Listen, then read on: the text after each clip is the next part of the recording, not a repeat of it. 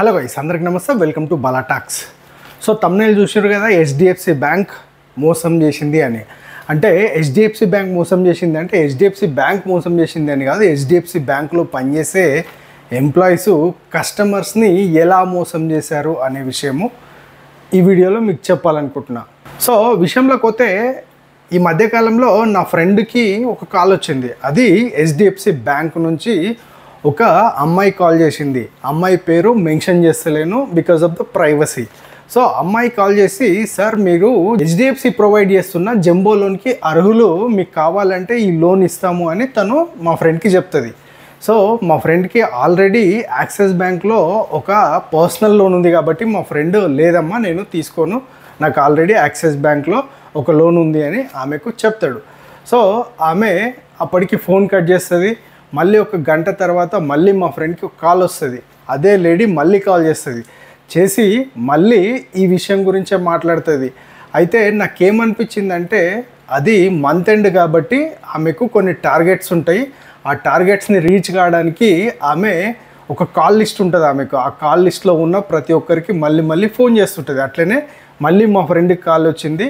Call వచ్చి అప్పుడు ఏం చెప్పింది అంటే, సార్ మీ సిబిల్ స్కోర్ ఏదైతే ఉందో దాన్ని దృష్టిలో పెట్టుకొని మా బ్యాంకు మీకు మంచి ఆఫర్ ఇస్తుంది. ఆ ఆఫర్ ఏంటి అంటే, మీకు ఇచ్చే లోన్ మీద ఇంట్రెస్ట్ రేట్ ఏదైతే ఉందో ఆ ఇంట్రెస్ట్ రేటు 10% లోపే మీకు మా బ్యాంక్ ఆఫర్ చేస్తుంది అని చెప్తుంది.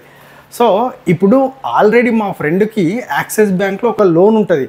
ఆ లోను అక్కడ యాక్సిస్ బ్యాంక్ వాళ్ళు 13%కి ఇంట్రెస్ట్ రేట్ అక్కడ మా ఫ్రెండ్ పే చేస్తుంటాడు. యాక్సిస్ బ్యాంక్లో 13% ఇంట్రెస్ట్ రేట్ ఉంది కాబట్టి ఇప్పుడు ఈమె హెచ్డిఎఫ్సి బ్యాంక్ నుంచి ఫోన్ చేసి మీకు 10% ఇస్తాము, మా దగ్గర ఒక ఆఫర్ ఉంది అని చెప్తుంది.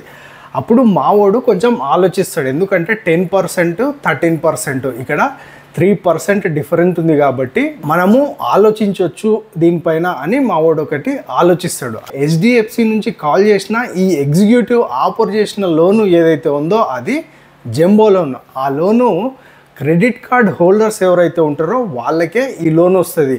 అంటే క్రెడిట్ కార్డు ఆ రికార్డు ఏదైతే రిపోర్ట్ ఉంటుందో ఆ రిపోర్టు ట్రాక్ బాగుండి మంచి ఆ కార్డు హెల్దీగా ఉంటే, అంటే వీళ్ళు వాడుకొని కట్టడము ఈ ఏవైతే ట్రాన్సాక్షన్స్ ఉంటాయో ఆ ట్రాన్సాక్షన్స్ కరెక్ట్ ఉన్న వాళ్ళకి వీళ్ళు సెలెక్టెడ్ ఫెలోస్కి ఇట్లాంటి లోన్స్ ఇస్తుంటారు అన్నట్టు. అంటే ఈ క్యాండిడేట్ క్రెడిట్ కార్డ్ బాగా వాడుతున్నాడు, సో మనము ఈ క్యాండిడేట్కి లోన్ ఇవ్వచ్చు, తర్వాత మనకి ఆ లోన్ తిరిగి వస్తుంది అనే నమ్మకం ఉంటుంది. సో అట్లా వీళ్ళు ఏం చేస్తారు అంటే, కొందరు సెలెక్టెడ్ ఫెలోస్కి ఈ జంబో లోన్ అనేది ఇస్తారు. సో ఇది క్రెడిట్ కార్డ్ పైన వచ్చిన పర్సనల్ లోన్ కాబట్టి ఇక్కడ ఒక ట్విస్ట్ ఏముంది అంటే, ఇది పేపర్లెస్.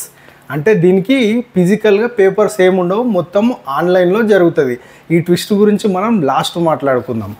సో ఇప్పుడు మా ఫ్రెండ్కి ఆల్రెడీ యాక్సిస్ బ్యాంకులో ఒక పర్సనల్ లోన్ ఉంది. అక్కడ 12.9% అంటే 13% వరకు ఆయన ఇంట్రెస్ట్ రేటు కడుతున్నాడు. ఆల్రెడీ ఆ లోన్ నడుస్తూ ఉంది, ఈఎంఐలు కడుతున్నాడు. ఇప్పుడు ఈమె ఫోన్ చేసి హెచ్డిఎఫ్సి బ్యాంక్ నుంచి ఫోన్ చేసి మేము 10% లోపే ఇస్తాము అంటే 9.8కి ఆమె ఇంట్రెస్ట్ రేట్కి ఫైనల్ చేసింది. ఇంతే ఇస్తాం సార్, మీరు ఆ ఏదైతే లోన్ ఉందో ఆ లోను అక్కడ ఈ అమౌంట్ తీసుకొని ఆ లోన్ అక్కడ కట్టేసుకొని మళ్ళీ ఇక్కడ మీరు కంటిన్యూ చేసుకోండి అని ఈమె సజెషన్ ఇస్తుంది. సో ముందు కాల్ చేసినప్పుడు మనోనికి ఇంట్రెస్ట్ లేదు తీసుకుందాం లోన్ అని. కాకపోతే ఈ 2% ఇంట్రెస్ట్ రేట్ ఏదైతే తగ్గుతుందో మనోడు ఆలోచించడం స్టార్ట్ చేసిండు. అంటే మనుషులు అనేటోళ్ళు ఆశాభావులు కదా, మనోడు కూడా అట్లనే సరే 2% కలిసి వస్తుంది కదా అని చెప్పేసి మనోడు దాని గురించి ఆలోచించిండు. సో ఆమె ఈ ఫాలో అప్ చేస్తూ ఉంటే వన్ ఫైన్ డే ఏం చెప్పిండు, సరే ఓకే మీరైతే లోన్ ప్రాసెస్ చేయండి, మనము ఈ లోన్ వచ్చిన తర్వాత నేను అక్కడ క్లోజ్ చేసుకుంటా అని ఆమెతోటి ఈయన చెప్పడం జరిగింది. సో ఈయన చెప్పినప్పుడే ఆమె లోన్ ప్రాసెస్ స్టార్ట్ చేసింది. లోన్ ప్రాసెస్ స్టార్ట్ చేసి వీళ్ళు వెళ్ళి ఆమెను కలిశారు, హెచ్డిఎఫ్సి బ్యాంకులో ఆమెను కలిశారు. ఆమె లోన్ ప్రాసెస్ చేసింది. ఈయన మొబైల్కి ఒక ఓటీపీ వచ్చింది. ఓటీపీ ఆమెకు చెప్పడం జరిగింది. ఈ ఓటీపీ చెప్పిన తర్వాత కొంచెం టైంలోనే లోను క్రెడిట్ అయిపోయింది మనోనికి. సో ఇమీడియట్గా మనోడు ఏం చేసిందంటే, ఆ యాక్సిస్ బ్యాంక్లో ఉన్న ఆ లోన్ ఏదైతే ఉందో ఈ వచ్చిన అమౌంట్ తోటి ఆ లోన్ని క్లియర్ చేసిండు. పర్సనల్ లోన్ని ప్రీ క్లోజింగ్ చేస్తున్నాడు కాబట్టి దానికి యాక్సిస్ బ్యాంకు 3% ఛార్జెస్ మనోనికి వేసింది.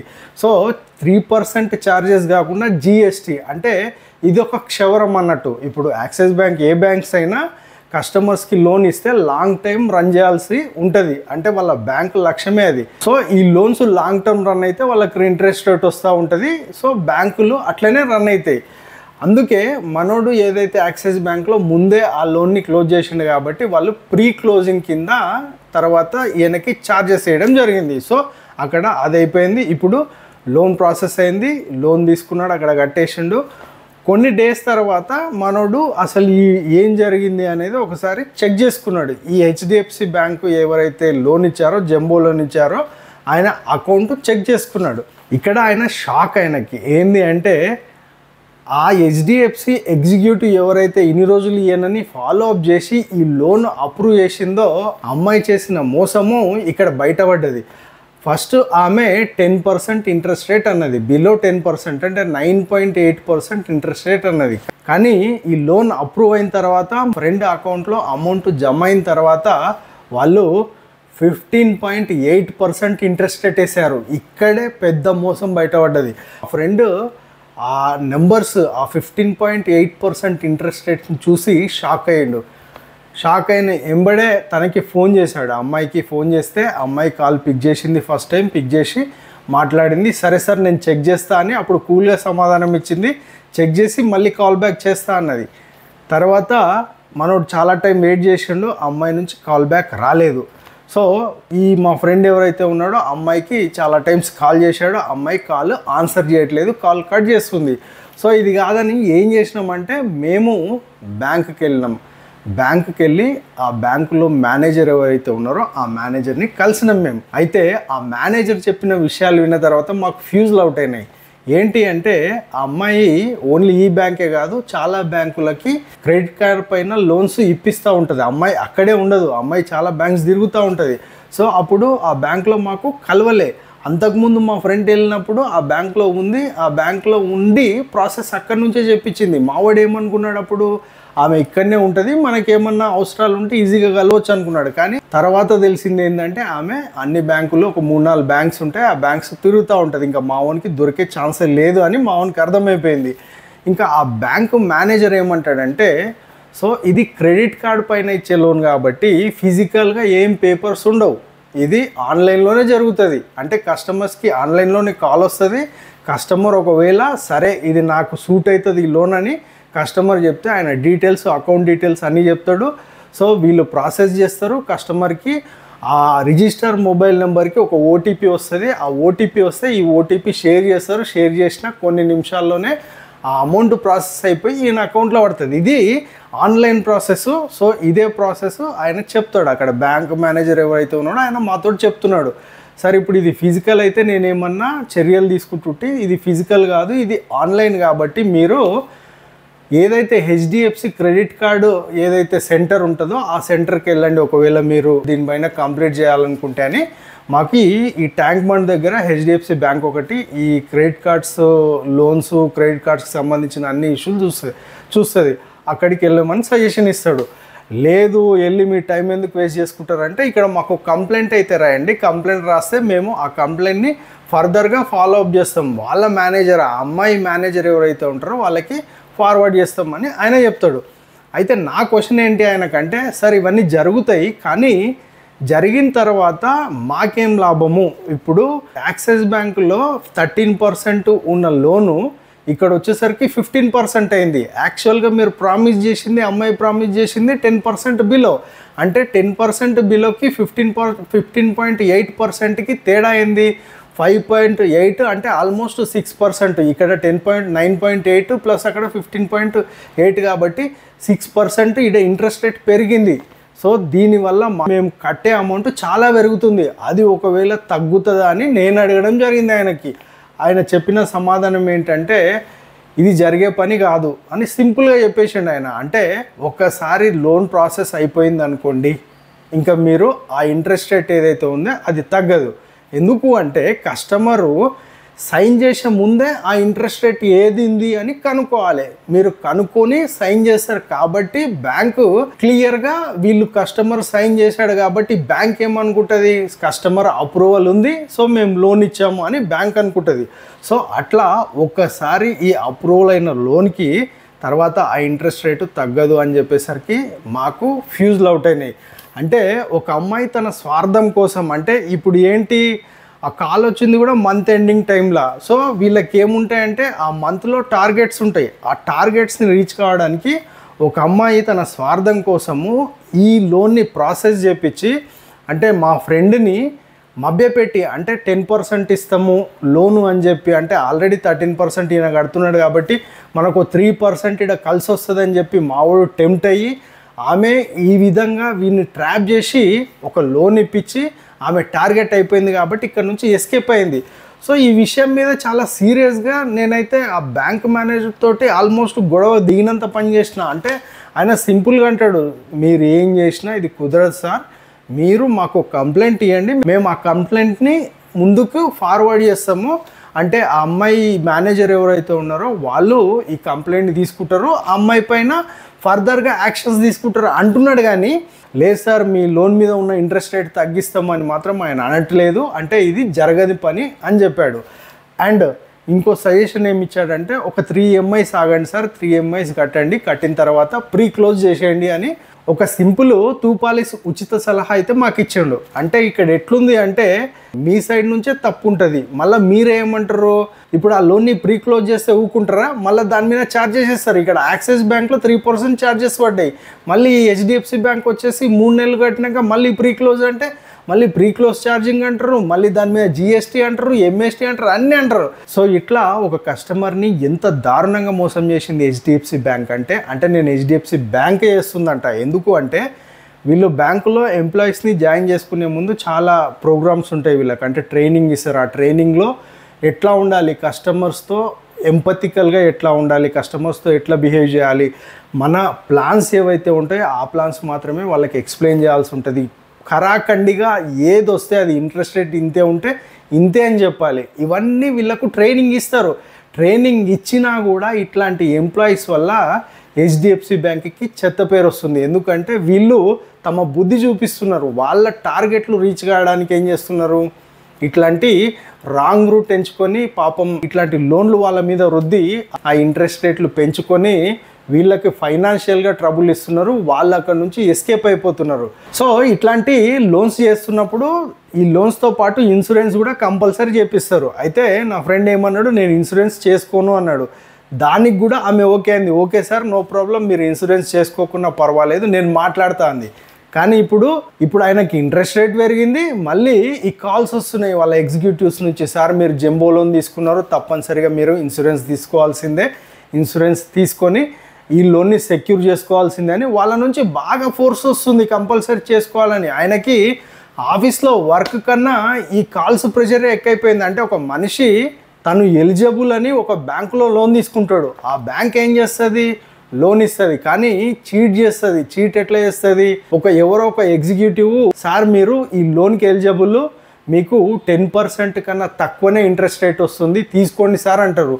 సో మా అవసరం ఉంది కాబట్టి మేము లోన్ తీసుకుంటాం. లోన్ తీసుకున్నప్పుడు మళ్ళీ మీరు ఏం చేస్తారు, బ్యాక్ ఎండ్ ఆ 10%ని కాస్త 15% చేస్తాడు. 15% చేసి వీళ్ళని ఈ మనిషిని మానసికంగా వేదనకు గురి చేస్తారు. ఏంటంటే ఇప్పుడు ఆఫీస్లో కూర్చున్నప్పుడు ఏం జరిగింది, మనకు ఇంత చదువుకొని మనము ఎందుకు ఇట్లా ట్రాప్లో పడ్డాము అనే ఆలోచనతోటి వర్కులు సరిగ్గా చేయరు, ఇంట్లో ప్రెషర్స్ ఉంటాయి. ఎందుకంటే పెద్ద అమౌంట్ తీసుకున్నప్పుడు ఈ ఇంట్రెస్ట్ రేట్ కూడా ఎక్కువైతుంది, చిన్న అమౌంట్ అయితే ఇంట్రెస్ట్ రేట్ తక్కువ ఉంటుంది, దాని గురించి పెద్దగా ఆలోచించారు. వీళ్ళు ఇచ్చింది పెద్ద అమౌంట్, పెద్ద ఇంట్రెస్ట్ రేటు, కాబట్టి ఆయన పరిస్థితి చాలా దారుణంగా ఉంది. అంటే మేము బ్యాంకుకి వెళ్ళి ఆ మేనేజర్ తోటి మాట్లాడిన తర్వాత మాకేమన్నా యూస్ఫుల్ సజెషన్ వస్తుందేమో అని మేము అనుకుంటే యూస్ఫుల్ సజెషన్ కాదు కదా, మళ్ళీ మాకు రిటర్న్గా మాకే అంటే మీరు తప్పు చేసిర్రు, మీరు ఇంత చదువుకున్నారు గాడిద కొడుకులారా తప్పు చేసిర్రు అని ఆ బ్యాంక్ మేనేజర్ మా ముఖాల మీద కొట్టినట్టు మాకు అనిపించింది. సో గైస్, ఎప్పుడైనా మీకు కాల్స్ వచ్చి సార్ మీరు తక్కువ ఇంట్రెస్ట్ రేట్కి ఎలిజిబుల్ ఉన్నారు, మీకు లోను వస్తుంది, మీకు లోన్ ప్రాసెస్ అవుతుంది, మీరు ఇంట్రెస్టెడ్ అన్నప్పుడు మీరు ఏం చేస్తారంటే ఫిజికల్గా వెళ్ళి కలవండి. ఫిజికల్గా వెళ్ళి కలిసి మొత్తం వీళ్ళు మాట్లాడేవన్నీ వాట్సాప్లో మీకు కంపల్సరీ ఎవిడెన్స్గా పెట్టుకోండి. లేకపోతే వీలుంటే ఆ పేపర్స్ ఏవైతే ఉంటాయో ఆ పేపర్స్ ముందు నాకు పంపి నేను చెక్ చేసుకున్న తర్వాతనే నేను సైన్ చేస్తా లేకపోతే అప్రూవ్ చేస్తా అని అడగండి. ఇక్కడ నా ఫ్రెండ్ చేసిన తప్పేందంటే అమ్మాయిని బిలీవ్ చేసిండు. ఎందుకంటే అమ్మాయి చాలా చెప్పింది, అంటే సార్ మీకు ఇది అది అని చెప్పేసి అమ్మాయి మనని నమ్మించి ఆమె 10% అని చెప్పేసి 15.8% ఇంట్రెస్ట్ రేట్ వేసి మావన్ని చాలా ఇబ్బందులు పెడుతుంది. మీ దగ్గర ఇట్లాంటి కాల్ రికార్డ్స్ లేకపోతే మీకు ఇట్లాంటి ఎక్స్పీరియన్స్ ఉంటే నాతో షేర్ చేసుకోవాలంటే కమెంట్ సెక్షన్లో కంపల్సరీ రాయండి. నేను మీ ఎక్స్పీరియన్స్ని వీడియో ద్వారా ప్రజల ముందుకు తీసుకొస్తా. ఎందుకంటే ఇది కేవలం నా ఒక్క ఫ్రెండ్తో ఆగిపోదు. ఇది ఇట్లా చాలామంది ఉంటారు. అంటే మావాడు చదువుకున్నా కూడా, అంటే ఒక బీటెక్ చదువుకున్న వ్యక్తినే ఇంత ఈజీగా మోసం చేసిర్రు అంటే అన్పడగాళ్ళు ఉంటారు, అంటే బిజినెస్లు చేసేటోళ్ళు ఉంటారు. ఆ బిజినెస్ చేసేటోళ్ళు బిజినెస్ బాగా నడుస్తుంది అని చెప్పి వాళ్ళకి వీళ్ళే సార్ మీ ఈ క్రెడిట్ సిబిల్ స్కోర్ బాగుంది, మీరు ఈ క్రెడిట్ కార్డ్కి అర్హులు, మీరు ఈ క్రెడిట్ కార్డ్ తీసుకోండి అంటారు. వీళ్ళు సరే క్రెడిట్ కార్డ్ ఇస్తున్నారు కదా అవసరం ఉన్నప్పుడు వాడుకోవచ్చు అని వీళ్ళు తీసుకుంటారు. సరే క్రెడిట్ కార్డ్ తీసుకున్నాక సార్ మీ క్రెడిట్ కార్డు ఆ ట్రాన్సాక్షన్స్ బాగున్నాయి, మీకు ఈ జంబో లోన్ అనేది ఒకటి వస్తుంది, ఆ జంబో లోన్ తీసుకోండి సార్, ఇంట్రెస్ట్ రేట్ తక్కువ ఉంది అని చెప్తారు. సరే ఇంట్రెస్ట్ రేట్ తక్కువ వస్తుంది కాబట్టి సరే అమ్మ ప్రాసెస్ చేయండి అంటారు. సో ఇప్పుడు మా ఫ్రెండ్కి 15.8% వేసింది అంటే అట్లాంటి బిజినెస్ పీపుల్ అంటే ఇవి కొంచెం పట్టించుకొని ఉంటారు, వాళ్ళకి ఎంత పర్సెంట్ వేస్తుంది? సో ఎంతమందిని ఇట్లా బ్యాంకులు మోసం చేస్తాయి అంటే మనం చాలా చూస్తాం ఆన్లైన్లో. మీరు లోన్లు తీసుకున్న వాళ్ళని ఎంతగానో వేధిస్తుంటారు వీళ్ళు. అంటే ఫోన్లు చేసి ఫిజికల్గా ఇంటికి పోయి కొన్నిసార్లు దాడులు చేసి సమాజంలో వాళ్ళ ఇజ్జత్ తీసి, అంటే వీళ్ళ ఫ్రెండ్స్కి కాంటాక్ట్స్కి వీళ్ళు మా దగ్గర లోన్ తీసుకున్నారు, దొంగనా కొడుకులు, చీటర్స్ అని పంపించేసి చాలామంది సూసైడ్ చేసుకునే వరకు ఈ బ్యాంకులు అట్లా బిహేవ్ చేస్తున్నాయి. అట్లా ఇప్పుడు ఈ బ్యాంకులు రిటర్న్ మోసం చేసేటప్పుడు మనలాంటి వాళ్ళు అడగకపోతే చాలా ప్రాబ్లం అవుతుంది. కంపల్సరీ అడగాలి. అంటే మేము ఆల్రెడీ కంప్లైంట్ రాసినాము, కంప్లైంట్ ఆయనకి ఇస్తున్నాము. ఒకవేళ వాళ్ళు బ్యాంకు ఏదైతే మేనేజర్ ఉన్నాడో అంటే ఆయన ఏమన్నాడో ఒక 45 days టైం లోపు మీకు రిప్లై వస్తుంది అన్నాడు. ఒకవేళ ఆ 45 days టైం లోపు రిప్లై రాకుంటే లీగల్గా కూడా దీని మీద మనం మూవ్ కావడానికి మేమైతే ప్లాన్ చేస్తున్నాము. లీగల్గా ఎట్లా చేస్తాము అనేది ఆలోచించుకోవాలి. ఎందుకు అంటే ఓటీపీ మనమే షేర్ చేసినాం, మనమే ఇచ్చినాం కాబట్టి మనం ఆల్రెడీ అక్కడ మన అప్రూవల్ తెలిపినట్టు ఉంది. కాకపోతే ఆమె చేసింది అంటే ఆ రోజు ఆమె ప్రాసెస్ చేసింది మొత్తం ఆమె మొబైల్ నుంచే ప్రాసెస్ చేసింది లోన్ ప్రాసెస్. సో ఆ విధంగా ఏమైనా మేము ఫర్దర్గా వెళ్ళొచ్చేమో అని మేమైతే ఆలోచిస్తున్నాం.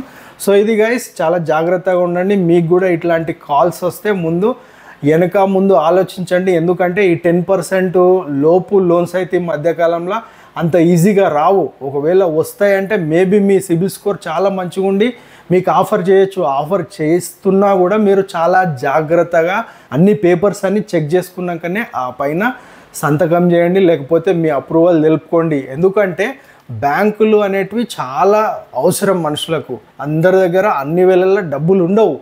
ఆ ప్రాసెస్, ఆ ట్రాన్సాక్షన్స్ మనుషులకి బ్యాంకులకు మధ్యలో ఉండే ట్రాన్సాక్షన్స్ చాలా ఇంపార్టెంట్. అది నమ్మకంతో నడుస్తుంది. కానీ ఇప్పుడు కొన్ని బ్యాంకులు ఏం చేస్తున్నాయంటే, బ్యాంకులు అంటే మళ్ళీ ఈ బ్యాంకులో పనిచేసే వ్యక్తులు పనిచేస్తున్నారు కాబట్టి ఆ చెడ్డ పేరు ఆ సంస్థకే వస్తుంది. ఎక్కడైనా అంతే. ఏ సంస్థలైనా పనిచేసే వ్యక్తుల వల్ల సమాజానికి నష్టం కలిగితే ఆ వ్యక్తుల కంటే ఆ చెడ్డ పేరు ఎక్కువ వచ్చేది ఆ సంస్థకే. ఇక్కడ ఆ వ్యక్తి ఎవరైతే అమ్మాయి ఉందో ఆ అమ్మాయి నా ఫ్రెండ్ని మోసం చేసింది కాబట్టి నేను ఈ అలిగేషన్స్ హెచ్డిఎఫ్సి బ్యాంకు మీదనే వేస్తున్నా. హెచ్డిఎఫ్సి బ్యాంకే తప్పు చేసింది అని నేను అంటున్నా. సో ఇది ఫ్రెండ్స్ ఈ వీడియో. Take care, bye.